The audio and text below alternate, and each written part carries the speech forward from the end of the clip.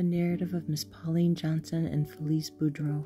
Pauline says, us was both slaves on the plantation close to Opelousas. I was 12 years old when freedom come and Felice was about 6. Us belonged to Master Dermot, Martine, and Missy named Mimi. They raised us both in the house. They love us, so they spoil us. Us didn't have hard times, never even knowed hard time. That old master, he was what you call good man. Us daddy was Rene, he worked in the field. Old master give him a mud log house and a plot of ground for his own. Us daddy worked the ground he owned on Sundays and sold things to buy us shoes to put on us feet and clothes. White folks didn't give us clothes, but they let him have all the money that he made on his own plot to get them. Us mama's name was Marguerite. She was a field hand too. Us children growed up in the white folks' house mostly. For Felice get big enough to leave, I stay in the big house and take care of her. One day, us papa fall sick in the bed just before freedom, and he keep calling for the priest. Old master called the priest just before papa died. Priest marry him and my mama. For that, they's just married by the master's word. Felice and me, us have 2 brothers that was born and died in slavery, and 1 sister still living in Bolivar. Us have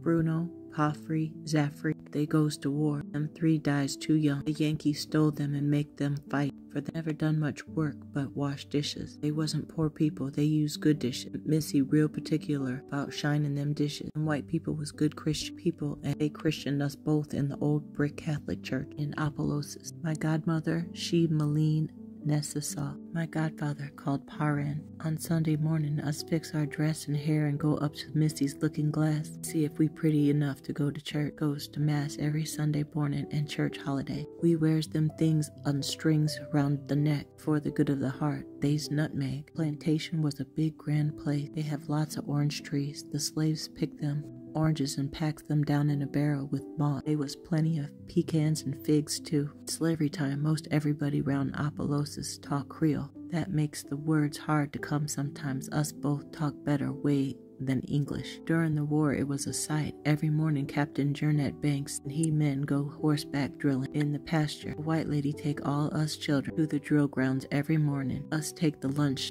food in the basket and stay till they done drilling. When the war was over, none of the slaves want to leave the plantation.